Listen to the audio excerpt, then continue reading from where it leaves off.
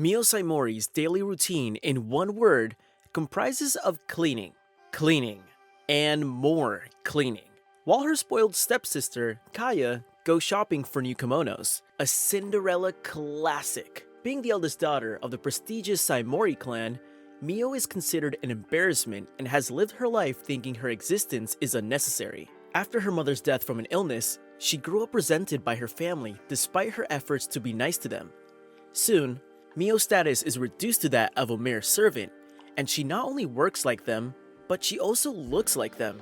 The only person who at least treats her like a human being is Koji. We're not exactly shown their history, but he seems to like Miyo and promises to do anything to make her smile. However, the arrival of Tatsuishi, Koji's father, raises rumors about an engagement for a Saimori daughter. You might not feel it's outrageous that Miyo, a daughter of the house, finds out about this information by eavesdropping on maids. One day, she is advised to stay home by her father, Shinichi, not like she ever leaves the walls of the Saimori house anyway. Soon, she is summoned to a meeting in which Koji is in attendance, and while she skips through the halls, Cinderella dares not dream about a marriage proposal from Koji. Yet, she's optimistic. Turns out, the meeting is about the future of the Saimori clan, and Shinichi has chosen Koji to be its successor. But in an arranged marriage with Kaya, Miyo's world shatters when the words leave her father, hurt because she expected more even while being treated as a servant. Nevertheless, Shinichi finishes his speech, stating that Miyo is to be married off to a certain Kiyoka Kudo.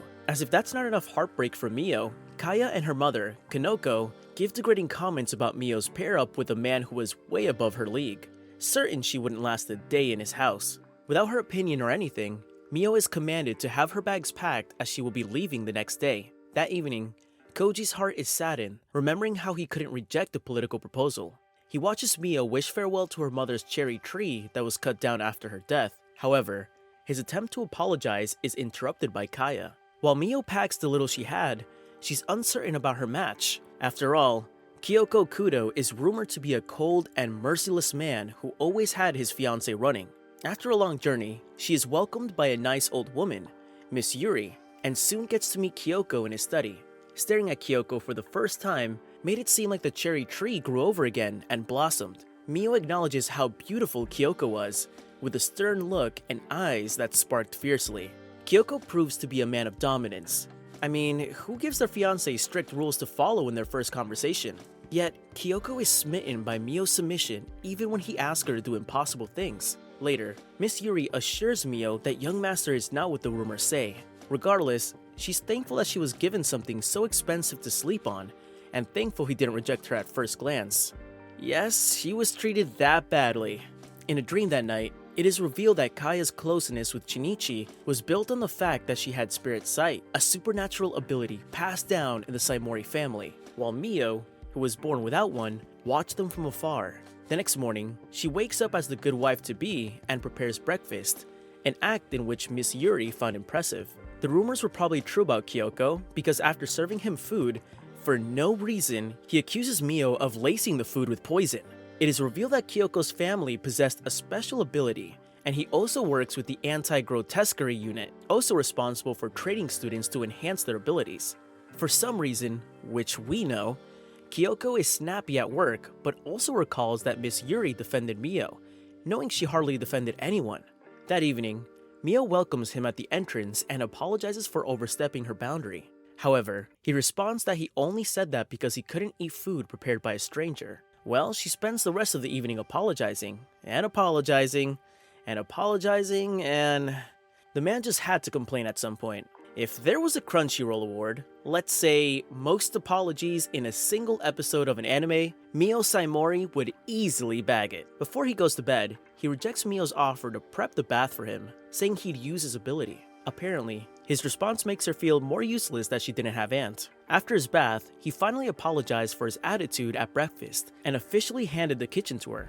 That night, she has another dream of a time when Kanoko stole her mother's attire from her drawer and had poor Miyo locked up for accusing her. The next morning, Miss Yuri arrives earlier than expected, but is glad to hear about Kyoko's change of heart. They also have their first meal together, which Kyoko gulps down in one go, and even compliments it. This brings Miyo to tears. She had never received such kindness or praise in her entire life. Soon, Kyoko begins to ask the right questions. Firstly, about Miyo's upbringing, wondering why the daughter of a prominent family had worn-out hands from excessive working, such a minifigure, and where's worn-out clothes fit to be old rags. His curiosity, alongside Miss Yuri's, has him urging for an investigation of the Saimori family. After all, the other females who arrived at Kyoko's mansion were either after his wealth or his status. During a meal, he invites her to go sightseeing with him since all she did was clean and cook. Despite her refusal, with the fear of being a burden, he convinces her to tag along. Miyo wears the same outfit she arrived with, as it was the only fancy one she had. She looks down, disturbed, and doesn't use a mirror or apply any makeup as she didn't have any.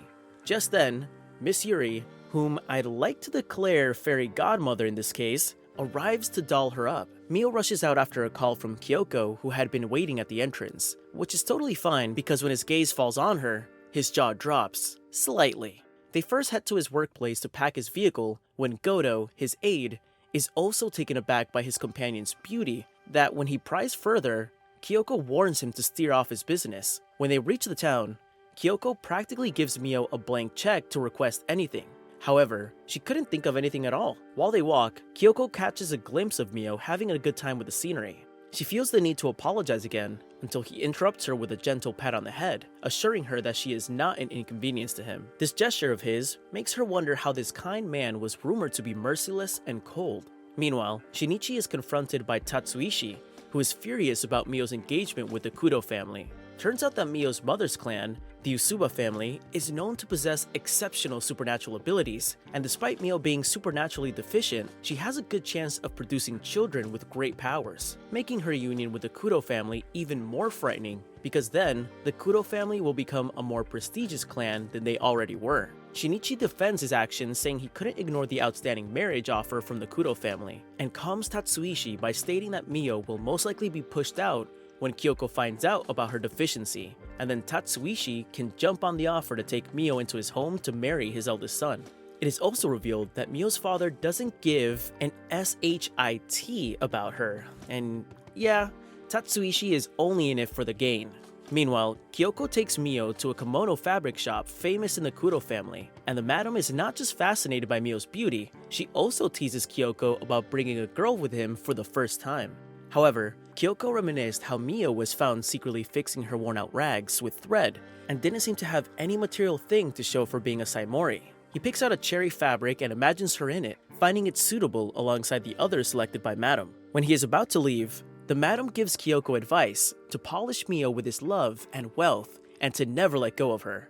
Seems like Kyoko is not just a handsome one, he knows how to treat the ladies right. However, he wishes Miyo could be more expressive rather than apologetic. After all, they were going to be married if things worked out. Rather, his words burden Miyo, who is aware that Kyoko would send her home the minute he finds out she lacks supernatural abilities, yet hopes to stay with him for as long as she can. That evening, she receives a gift, a new comb from Kyoko. Miss Yuri, who knows about Miyo's broken comb, misinterprets Kyoko's gift for that of a marriage proposal. Regardless, for the first time, he gets to see Miyo smile since she arrived at his home. Yet again, another night, another dream, where Miyo sees her mother pleading to Shinichi about her supernatural deficiency. Luckily, she wakes up excited about her new gift and wishes to give Kyoko something in return. Miss Yuri gives Miyo a magazine where she selects a handmade thread for his hair, and so she takes permission to go shopping for the materials. Kyoko allows this and offers her a protective amulet that must always be on her. Later in town, Koji and Kaya are taking a stroll when they bump into Miyo standing alone. Kaya, of course, doesn't miss the chance to prove the rotten tomato she is by mocking Miyo's clothing, comparing it to her slave status in the Kudo house. She also teases to help Miyo out with money if she begs and kneels to her. Just then, Miss Yuri arrives to silence the rumor and Kaya's lies stating Miyo is being abused. Matter of fact, announces her as Kyoko's future wife, leaving Koji and Kaya dumbfounded. Meanwhile, Kyoko visits the Saimori house to officially ask for Miyo's hand in marriage, which comes as a shock to Shinichi and Kanoko. LOL. Kyoko reveals that he found out the truth about how Miyo was treated in their house. The origin of the story being Shinichi and Kanoko were lovers until he was forced to marry Miyo's mom, Sumi. Kanoko's hatred for Miyo was built on that fact, and Shinichi's dislike grew even larger with the revelation of Kaya's powers. Kyoko plainly states that the Saimori family will not receive a penny from him as Miyo's dowry if they do not tender an apology before her. also stating that failure to do so would guarantee the Kudo family severing ties with the Saimori family. Later, when he arrives home, he meets Miyo in a sad state, and Miss Yuri informs him that it was an encounter with her sister. However, has no details of what was spoken about. Miyo locks herself up for the rest of the evening in utter shame, while Kyoko thinks of a way to boost Miyo's confidence. The next day, she is visited by Hana, one of the maids who stood up for her during childhood, bearing a letter from Kyoko. Hana is certain that he is a good man and urges her to go for it. After this, Miyo confidently visits his study and finally reveals that her lack of supernatural abilities made her fear rejection because she found happiness with him. However, thanks him for caring about her and will respect his decision. Instead of Miyo's assumptions, Kyoko expresses his need to have her by his side as a bride. She gives him a thread for his hair, and they seal it up with a hug. While they escort Hana out, it is revealed that Tatsuishi has been spying on the couple with the Shinigami, and is responsible for an attack on Kyoko earlier. Pissed that they were getting along fine, he devises a means to spoil their relationship by using Kaya as his pawn. That brings us to the end of this recap, folks. See you next time.